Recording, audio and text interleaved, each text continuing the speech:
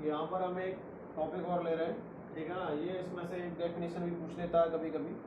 तो यहाँ से ये है ध्रुवण तल व कंपन तल, और ये हमेशा समतल ध्रुव प्रकाश में ही ध्रुवण तल और कंपन तल दोनों होते हैं। तो यहाँ पर मैंने कंपन तल और ध्रुवण तल दोनों का मैंने डायग्राम बना रखा है। तो यहाँ से देखें, ये जो स्टार दिखाया गया है, स्टार क्या है? अध्रुव प्रकाश है, ये अध्रुव प्रकाश है। और यहाँ पर एक तल दिखाया गया है ए बी सी और डी।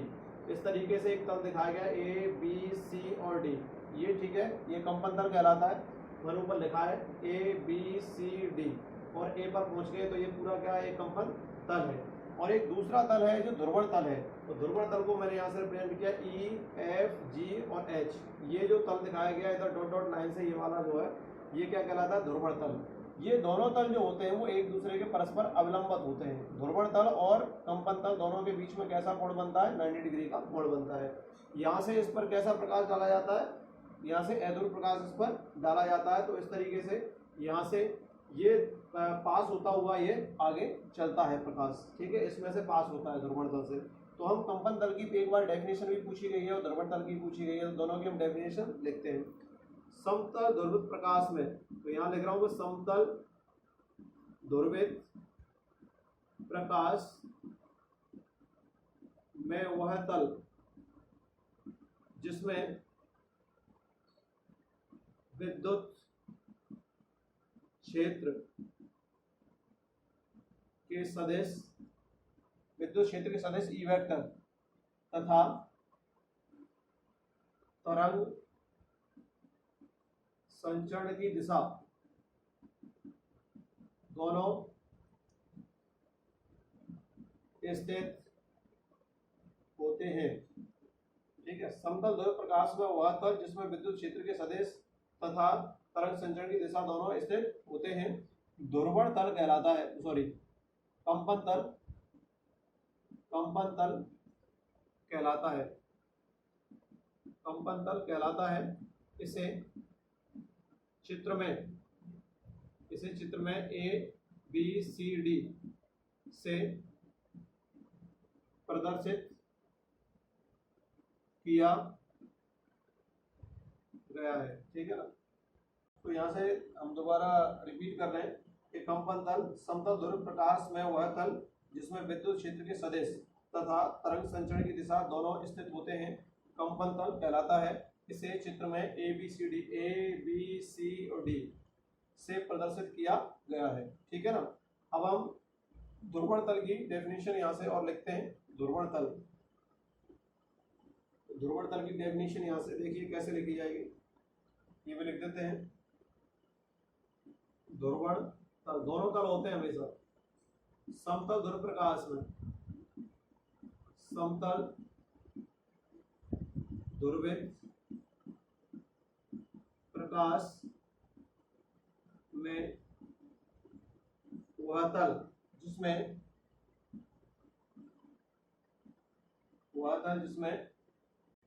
जिसमें प्रकाश के चलने की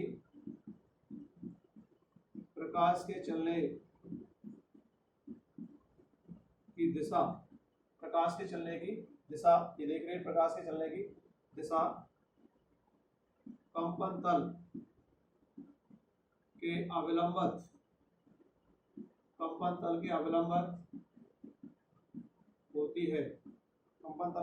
होती है ध्रुवण तल कहलाता है, ठीक है। तो इसकी डेफिनेशन यहाँ से दोबारा रिपीट कर देते हैं। ध्रुवण तल समतल ध्रुव प्रकाश में वह तल जिसमें प्रकाश के चलने की दिशा कंपन तल के अवलंबित होती है ध्रुवण तल कहलाता है। इसे चित्र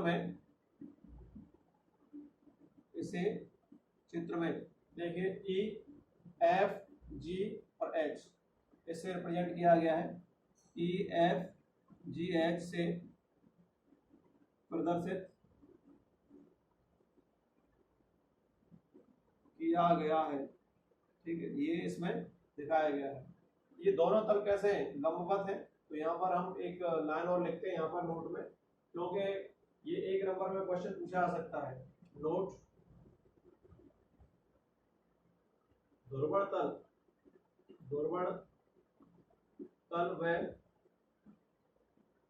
कंपन तल परस्पर एक दूसरे के अविलंबवत और 90 डिग्री कोण पर होते हैं। ठीक है ना, नोट लिखा हमने, ध्रुवण तल व कंपन तल परस्पर एक दूसरे के अवलंबन अर्थात 90 डिग्री कोण पर होते हैं। ध्रुवण तल की डेफिनेशन ये थी, समतल प्रकाश में वह तल जिसमें प्रकाश के चलने की दिशा कंपन तल के अवलंबन होती है ध्रुवण तल कहलाता है। चित्र में इसे EFGH से प्रदर्शित किया गया है। और नोट लिख दिया हमने, ध्रुवण तल व कंपन तल परस्पर एक दूसरे के अवलंबन अर्थात 90 डिग्री कोण पर होते हैं। ये आपका ध्रुवण तल और कंपन तल दोनों का डायग्राम है। यहाँ पर ये कंपन तल ABCD है और ध्रुवण तल है EFG और H से रिप्रेजेंट किया गया है। स्टार यहाँ पर है ध्रुव प्रकाश का और यहाँ से पास होते हैं, तो इस तरीके से आगे ये दोनों तल दिखाए गए हैं। ये चैप्टर नंबर 11 जो पीछे हमने आपको 2 बार हमने 5-5 क्वेश्चन आपको जो है टेस्ट योर सेल्फ के लिए दिए थे। इसी तरीके से मैं कुछ 2-3 क्वेश्चन और दे रहा हूँ आपको जो टेस्ट योर सेल्फ कर सकते हैं। ठीक है, तो चैप्टर नंबर 11 रे ऑप्टिक्स, इसका हम दे रहे हैं आपको आप, और यहाँ लिखा है टेस्ट योर सेल्फ।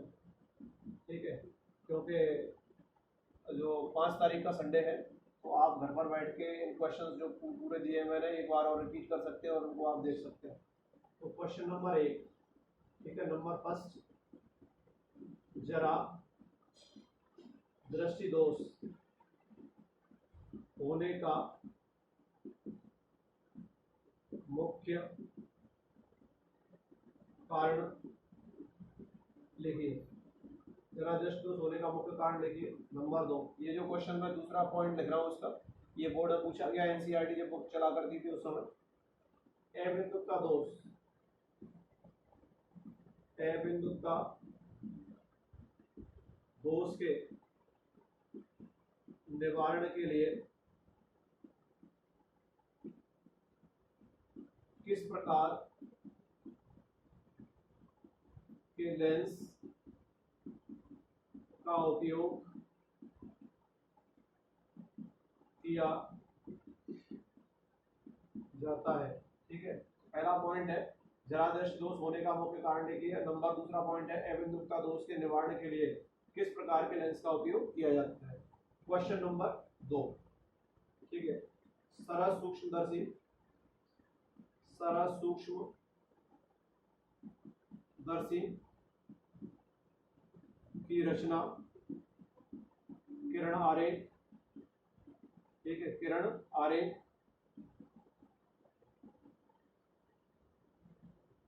तथा आवर्धन क्षमता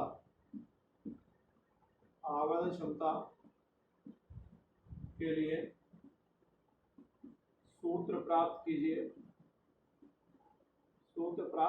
कीजिए। नंबर 1, जब प्रतिबिंब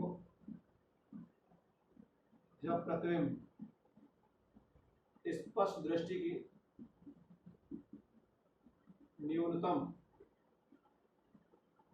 दूरी पर बने। ठीक है, और नंबर 2, जब अंतिम प्रतिबिंब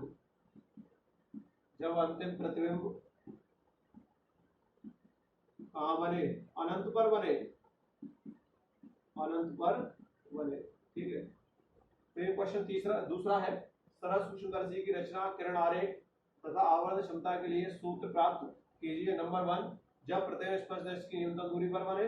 नंबर 2, जब अंतिम प्रतिबिंब अनंत पर बने। एक क्वेश्चन और दे रहा हूँ, 3 क्वेश्चन मैं दे रहा हूँ आज, फिर बाकी और एक आध दिन और दे देंगे।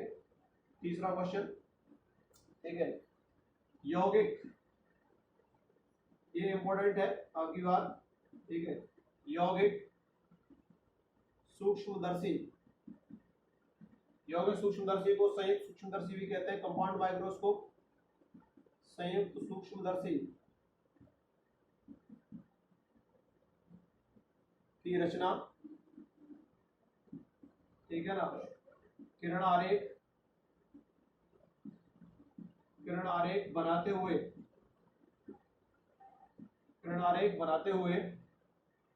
आवेदन क्षमता के लिए सूत्र प्राप्त कीजिए। ठीक है ना, ये सूत्र निकालना है। और कंडीशन जो मैंने सरस कुसुमदर्शी में लिखी है वही कंडीशन इसमें अप्लाई होंगी।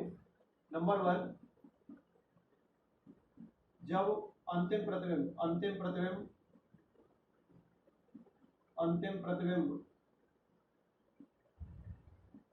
अनंत पर बने। ठीक है ना, एक पॉइंट हो गया, जब अंतिम प्रतिबिंब अनंत पर बने। तो दोबारा इसको पढ़ देते हैं। योग सूक्ष्मदर्शी या संयुक्त सूक्ष्मदर्शी की रचना, किरण आरेख बनाते हुए आवेदन क्षमता के लिए सूत्र प्राप्त कीजिए। नंबर 1 पॉइंट, जब अंतिम प्रतिबिंब अनंत पर बने। और इसका दूसरा पार्ट यहाँ लिख देते हैं, जब अंतिम प्रतिबिंब स्पष्ट दृष्टि की न्यूनतम दूरी पर बने। नंबर 2, जब अंतिम प्रतिबिंब स्पष्ट दृष्टि की न्यूनतम दूरी आप जानते हैं कैपिटल डी होती है 25 सेंटीमीटर, न्यूनतम दूरी पर बने। ठीक है, यहाँ पर आपको दोनों फॉर्मूले डेरिवेशन निकालने हैं। ठीक है ना, तथा इसके दो उपयोग, देखिए उपयोग मैंने आपको बता रखे हैं कहाँ होते हैं। ठीक है ना, इसका जो उपयोग है वो प्रयोगशाला में होता है। ठीक है, प्रयोगशाला में भी आप देखते हैं, बायोलॉजी की प्रयोगशाला में होता है। ठीक है, और एक आप उपयोग और मैंने बता रखा है वो आप लिखेंगे। ठीक है ना, मैंने आपको हिंट दे दिया। ठीक है ना, तो यहाँ से आप ये क्वेश्चन मैंने आपको 3 लिख के दिए हैं और 3 क्वेश्चनों को आप संडे के दिन ईमानदारी के साथ में और ढंग से इसको तैयार करें। ठीक है ना, और पीछे जो पढ़ा दिया उसको एक बार रिवाइज कर लिया करें संडे टू संडे। और ये जो क्वेश्चंस आ रहे हैं उन क्वेश्चंस को भी आप एक बार 2 बार करके देखा करें। थैंक्स।